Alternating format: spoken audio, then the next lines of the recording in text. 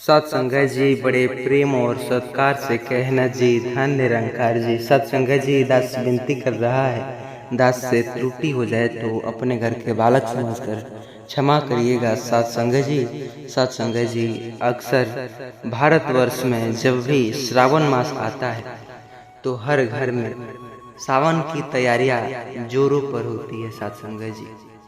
सत्संगत जी कहते हैं भोलेनाथ के जयकारे भी गूंजते हैं। हर ओर मंदिर में रुद्राभिषेक की धारा बहती है और श्रद्धालु व्रत पूजा पाठ तथा उपवास करते हैं ताकि उनके जीवन में धन सुख और शांति बनी रहे। लेकिन इसी माह की नाग पंचमी एक ऐसा पर्व जिसे लेकर समाज में कई प्रकार की मान्यताएं, अंधविश्वास और आस्थाएं जुड़ी हुई होती हैं। क्या नाग पंचमी के दिन एक खास कार्य करने से जीवन बदल जाएगा?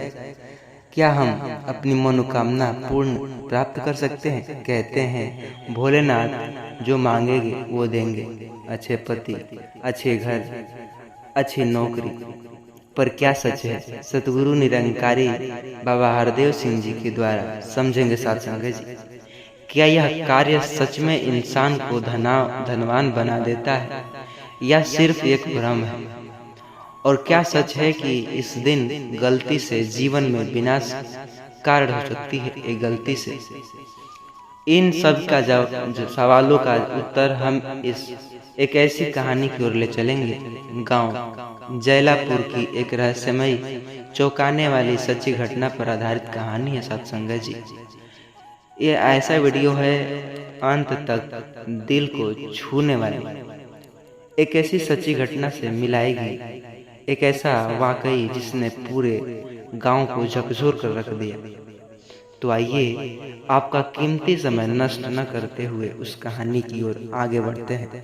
उससे पहले चैनल पर नए होंगे सब्सक्राइब करिएगा। आइए वीडियो को छोड़ कर देखने की गलती न करिएगा, पाप लगेगा। आइए कहानी की ओर बढ़ते हैं। कहानी शुरू होता है उत्तर प्रदेश के एक छोटे सा गांव जौलापुर। मुख्य पात्र है शिव कुमार तिवारी, एक गरीब लेकिन ईमानदार किसान। मंजुला उनकी धर्म पत्नी और बहुत ही श्रद्धालु नहरी बाबा, जो गांव के किनारे झोपड़ी में रहने वाले रहस्यमय साधु थे। और उसी में शुरू होएगा जिनसे तिवारी जी की मुलाकात हुई सतगुरु बाबा से उनके जीवन की दिशा बदल गई। तो आइए एक कहानी आगे सुनते हैं। शिव कुमार तिवारी के पास खेत तो थे लेकिन पानी नहीं। दिन भर मजदूरी करके किसी तरह 2 वक्त की रोटी जुटाते थे।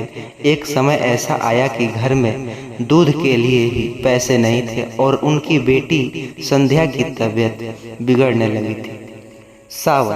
सावन का महीना चल रहा था। उनकी पत्नी मंजुला ने सोमवार का व्रत शिव मंदिर के परिक्रमा और हर दिन पूजा पाठ शुरू कर दिया, लेकिन कोई फर्क नहीं पड़ा। एक दिन गांव की औरतें चर्चा कर रही थी 29 जुलाई को नाग पंचमी है। उस दिन अगर कोई एक विशेष कार्य करता है तो नाग देवता की कृपा से जीवन की जो नैया पार होती है, मनोकामना पूर्ण होती है। मंजुला ने ये जो बातें बड़ी ध्यान से सुनती और हर बात जो कि सही के साथ करने की सोचती। लेकिन क्या उसका जीवन, मंजुला का जीवन क्या सच में बदला? आइए कहानी की आगे बढ़ते हैं। मंजुला ने यह बात गंभीरता से ले ली और उसने तय किया कि वह नाग पंचमी के दिन सुबह सूरज निकलने से पहले सांप की पूजा करेगी और दूध चढ़ाएगी। साथ ही एक कुंड में एक सिक्का भी चढ़ाएगी जिससे कि नाग देवता खुश होते हैं। शिव कुमार इससे सहमत नहीं थे। उनसे कहा, अरे भाई, मेहनत से बदलता है किस्मत, सांप पूजा से नहीं। लेकिन मंजुला ने कहा, सभी औरतें तो कर रही हैं। अगर आस्था में चमत्कार न हो तो सिर्फ आंसुओं में उम्मीद क्यों होती है?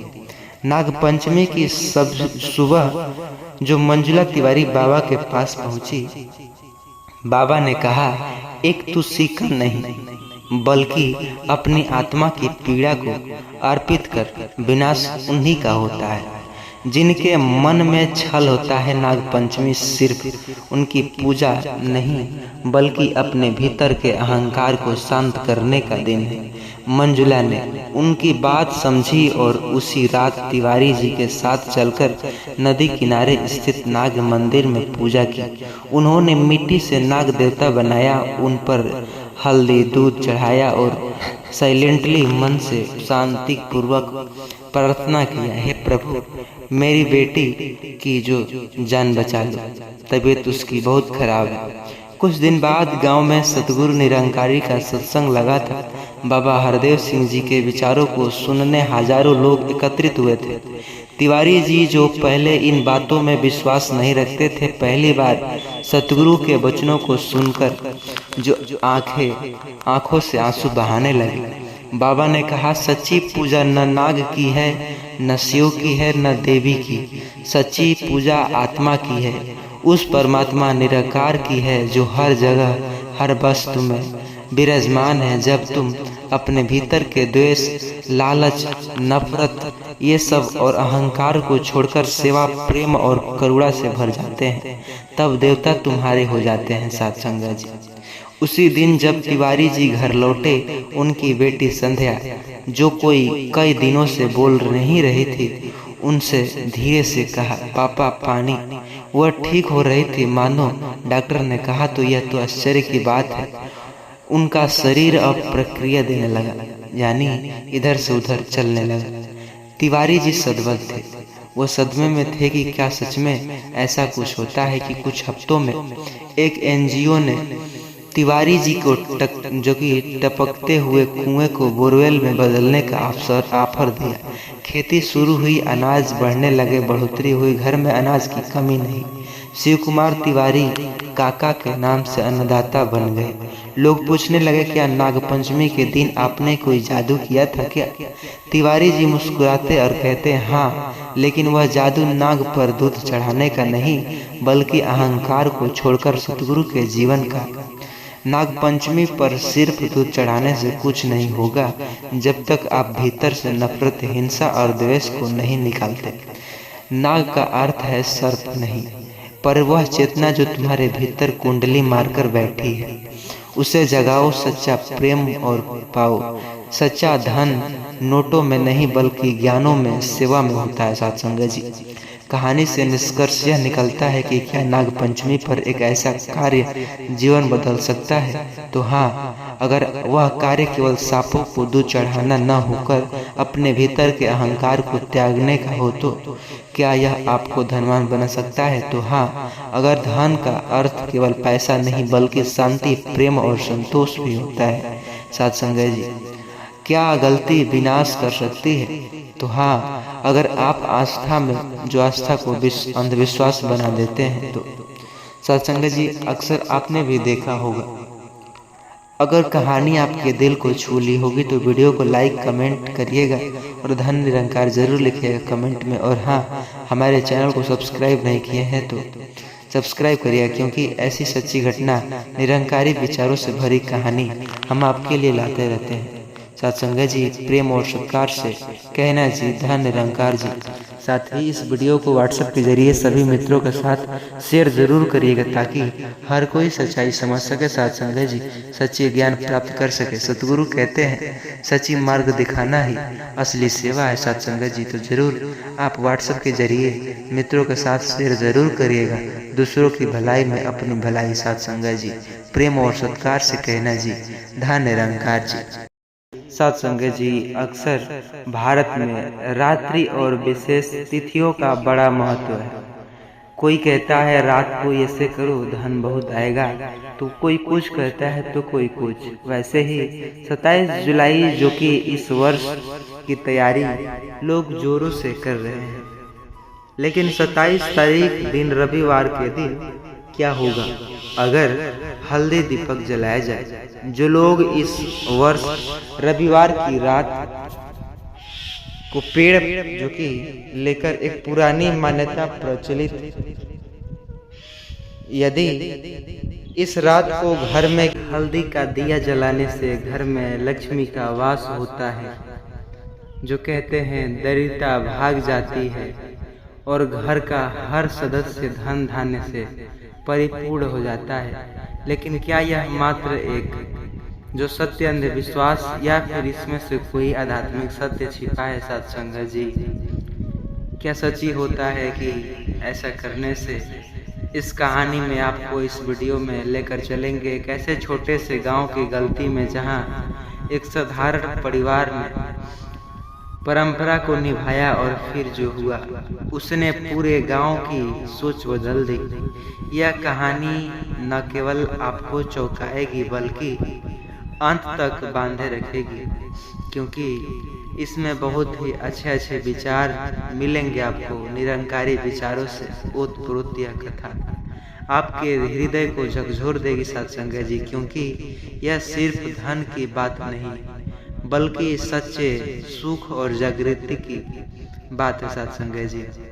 सत्संग जी, इससे अच्छा अभी तक इसी चैनल पर वीडियोस नहीं है, क्योंकि इस तरह के प्रश्न अक्सर आपने देखा होगा कि ये करने से धन होगा, नहीं होगा। लेकिन क्या होगा इस वीडियो में? क्या सच में हल्दी का दीपक जलाने से, जो कि इस जगह घर में धन की कमी नहीं होगी? सच्चाई सुन करके आप भी आश्चर्यचकित रह जाएंगे। इसलिए विनती है आपसे, चैनल पर नए होंगे सब्सक्राइब करिएगा और इस वीडियो को पूरा अंत तक जरूर देखिएगा। उत्तर प्रदेश के बलिया जिले के एक छोटा सा गांव था सतियापुर। यहाँ लोग बड़े सरल स्वभाव के थे, लेकिन अंधविश्वासों के गहरे दलदल में जकड़े हुए। कोई भी शुभ कार्य पंचांग देखे बिना नहीं होता। शायद अभी भी यदि गाय ने रास्ता काट लिया तो कहते और रुक जाते, और किसी बिल्ली ने, अगर किसी ने काली बिल्ली रास्ता काटी तो देख लिया तो रुक गए। पूरा दिन खराब मान लिए ऐसे करने से। इसी गांव में रहते थे रामदयाल पांडे, एक ईमानदार लेकिन गरीब किसान। उनका जीवन संघर्षों से भरा। 3 बेटी और 1 बेटा। पूरे परिवार का पालन सिर्फ खेतों से होता। गांव में लोग उन्हें दरिद्र किसान के नाम से चिढ़ाते। सावन का महीना था। गांव में बारिश की बूंदें और छतों का नृत्यकार। तभी एक मंदिर में एक पुजारी दयानंद शास्त्री गांव के चौपाल पर एक घोषणा करते, 27 जुलाई को रविवार रात जो व्यक्ति रात को ईशान कोण में हल्दी का दीपक जलाएगा उसके जीवन से दरिद्रता समाप्त हो जाएगी। माँ लक्ष्मी स्वयं उस घर में प्रवेश करेगी। गांव भर के इस बात पर चर्चा फैल गई। लोगों ने इसे बहुत गंभीर से ले लिया। पंडित ने विशेष पूजन सामग्री किया, बतानी शुरू की, और हल्दी, गाय, घी, तुलसी, ये सब तमाम प्रकार की पीपल का दीपक पर रामदयाल सोच में पड़ा कि क्या सच में इस दिन दिया जलाने से मेरी दूरी, जो गरीबी, दूर हो जाएगी? रामदयाल निरंकारी मिशन से तो जुड़ा था। एकमात्र व्यक्ति था जिसमें जो गांव घर में एक तस्वीर थी सतगुरु बाबा हरदेव सिंह जी की। वो प्रतिदिन भजन सुमिरन करता ईमानदारी से, लेकिन उसकी हालात नहीं बदलती थी। उसके मन में प्रश्न उठने लगे, मैं रोज प्रार्थना करता हूँ, मेहनत करता हूँ, फिर क्यों दरिद्रता मेरे पीछे नहीं छोड़ती? पर एक दिन सच्चाई वह थी कि मिशन से जुड़े संत जो थे निरंकारी जगदीश भाई से मिलने लगे, जो उस सप्ताह गांव में सेवा हेतु आए थे। रामदयाल ने पूछा, भाई साहब, क्या एक दीपक से दरिद्रता दूर होती है? अगर हाँ तो अब अमीर क्यों नहीं? जगदीश भाई मुस्कुराए और बोले, सत्संग जी, दीपक कोई जादू की छड़ी नहीं। हल्दी का रंग तो केवल बाहरी है, असली उजाला तो मन के भीतर का विश्वास और सेवा का है। जब तू सच्चे भाव से किसी के दीपक लिए बनाएगा तब तेरा जीवन अंधकार हो जाएगा। लेकिन फिर भी पत्नी और बच्चे के आग्रह में रामदयाल ने सोचा कि चलो इस बार परंपरा निभा लेते हैं।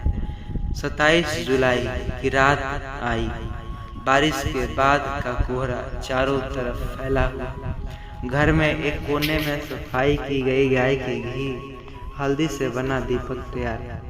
लेकिन दीपक जलाते समय रामदयाल ने कुछ अलग किया। उसने हाथ जोड़कर कहा कि हे निरंकार, इस दिन दीपक जलाऊंगा मेरे अमीरी पाने के लिए, बल्कि इसे सच्चे मन से रोशन करूंगा और मैं उस व्यक्ति के दीपक जो कि बनूंगा जो अंधकार में भटका। अगली सुबह कुछ ऐसा हुआ जिसने पूरे गांव को चौंका दिया। गांव का मुखिया था वीरभद्र सिंह, जो पहले रामदयाल को तुच्छ मानता, अपने खेत के पास गिर पड़ा जो पैर की हड्डी टूटी। डॉक्टरों ने 3 महीने आराम बताया। उस दौरान उसकी फसलें बर्बाद हुई, वह परेशान था। तभी सच्चाई सामने आता है। रामदयाल ने खेतों के पास फसल अच्छी हो रही थी, उसी से मदद ली। सत्संग जी, तो सचमुच दीपक इस दिन काम करता है तो नहीं? मैंने तो दरिद्रता का समझा, लेकिन तू सेवा का देवता निकला। इसके बाद गांव में लोग रामदयाल से मार्गदर्शन लेना शुरू किए। किसी की नौकरी की सलाह तो किसी की बच्चे की पढ़ाई। रामदयाल ने सभी को निस्वार्थ सेवा की। पर जल्द ही सरकारी कृषि विभाग ने उस खेत को आदर्श जैविक खेती घोषित किया और उसे 50,000 का प्रोत्साहित राशि मिली। लेकिन रामदयाल ने उस खुद पर खर्च नहीं किया। उसने एक सामुदायिक पाठशाला खोली, सतगुरु की ज्ञान सिखाता। धीरे धीरे गांव में बदलाव आने लगा। अब लोग सारे जो थे ध्यान देने लगे, बल्कि उसके पीछे के भाव को समझने भी लगे। अब हर कोई यह समझ गया था कि ऐसा कुछ नहीं है। इस कहानी से निष्कर्ष यह निकलता है कि हल्दी का दिया चमत्कार करता है, बल्कि वह दिया अपने मन को जलाता है। अपने अंदर की सेवा को लौ को प्रज्वलित करे तो सच्ची लक्ष्मी स्वयं हमारे जीवन में आती है। सतगुरु कहते हैं, सच्ची औलाद वही, सच्ची दौलत भी वही जो बांटने से भरे प्रेम, सेवा और विश्वास से। सत्संग जी, तो सत्संग जी, आशा करता हूँ यह वीडियो आपको पसंद आई होगी, तो लोगों तक इस वीडियो को पहुँचाइएगा जरूर और साथ ही कमेंट में धन्य निरंकार अवश्य लिखिएगा। सत्संग जी, प्रेम और सत्कार से कहना जी, धन्य निरंकार जी। चैनल को सब्सक्राइब अवश्य करिएगा। सत्संग जी।